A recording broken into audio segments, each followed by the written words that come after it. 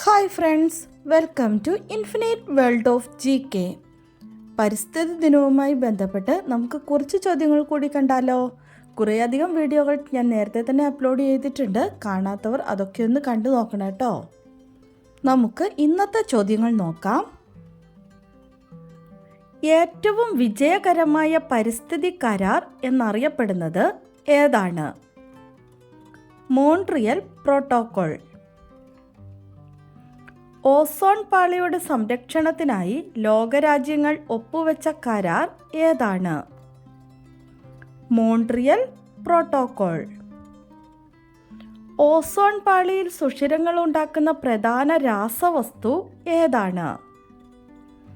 Chloro fluoro carbon. Kerala forest research institute സ്ഥിതി ചെയ്യുന്നത് എവിടെയാണ്? പീച്ചി, തൃശൂർ. സ്കൂൾ കുട്ടികളുടെ സഹകരണത്തോടെ കേരളത്തെ ഹരിതാഭമാക്കാനുള്ള പദ്ധതി ഏതാണ്? എൻ്റെ മരം. പരിസ്ഥിതിക്ക് വേണ്ടിയുള്ള ഇന്ത്യയിലെ ആദ്യത്തെ സംഘടിത സമര പ്രസ്ഥാനം ഏതാണ്?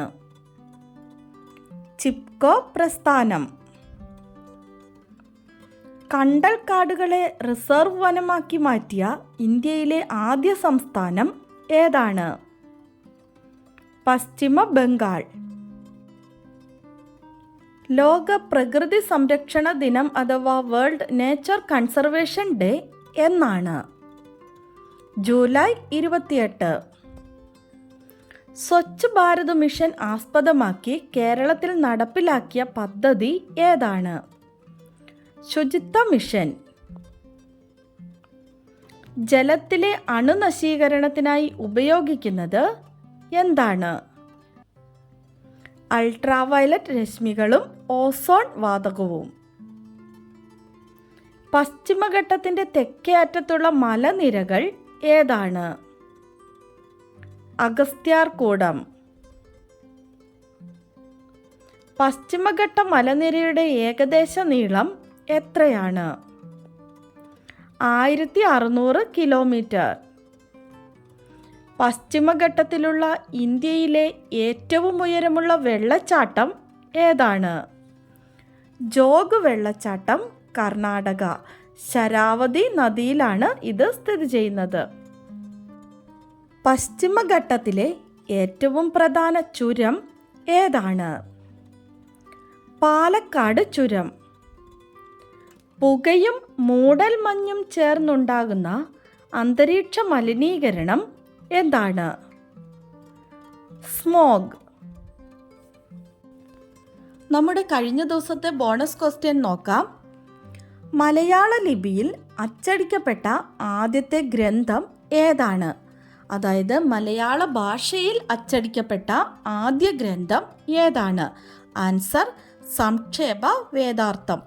ചിലർക്ക് ക്വസ്റ്റ്യൻ ഒരു കൺഫ്യൂഷൻ ഉള്ളതായി തോന്നിയതുകൊണ്ടാണ് ഞാൻ ആൻസർ ഇത്ര വിശദീകരിച്ച് കൊടുത്തിരിക്കുന്നത്. ആദ്യമായി മലയാള ലിപി അച്ചടിച്ച ഗ്രന്ഥമാണ് Hortus Malabaricus.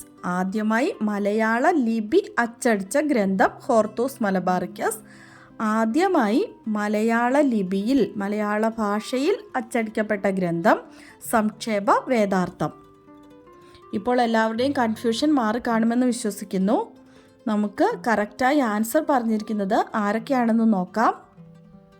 Muhammad Qaani, Aaradhya Ghosh, Daksha, ആസ്ഹ Fathima എന്നിവരാണ് കറക്റ്റായി ആൻസർ പറഞ്ഞിരിക്കുന്നത്. എല്ലാ കൂട്ടുകാർക്കും ഒത്തിരി അഭിനന്ദനങ്ങൾ. തുടർന്നും വീഡിയോ കണ്ട് സപ്പോർട്ട് ചെയ്യണമെന്ന് ഓർമ്മിപ്പിക്കുന്നു. നമുക്ക് ഇന്നത്തെ ബോണസ് ക്വസ്റ്റ്യൻ നോക്കാം. ഇന്ത്യയിലെ ആദ്യത്തെ സ്നോ ലിയോപാർഡ് കൺസർവേഷൻ സെൻറ്റർ നിലവിൽ വന്നത് എവിടെയാണ്? ഇന്ത്യയിലെ ആദ്യത്തെ സ്നോ ലിയോപാർഡ് കൺസർവേഷൻ സെൻറ്റർ നിലവിൽ വന്നത് എവിടെയാണ്? ഉത്തരമറിയാവുന്നവർ വേഗം തന്നെ കമൻറ്റ് ചെയ്തോളൂ. ഇന്നത്തെ വീഡിയോ നിങ്ങൾക്ക് ഇഷ്ടമായി കാണുമെന്ന് വിചാരിക്കുന്നു. ഇഷ്ടമായാൽ ലൈക്ക് ചെയ്യാനും ഷെയർ ചെയ്യാനും അതുപോലെ തന്നെ ചാനൽ ഇതുവരെ സബ്സ്ക്രൈബ് ചെയ്യാത്ത കൂട്ടുകാരുണ്ടെങ്കിൽ ഒന്ന് സബ്സ്ക്രൈബ് ചെയ്യാനും മറക്കല്ലേ. Thanks for watching.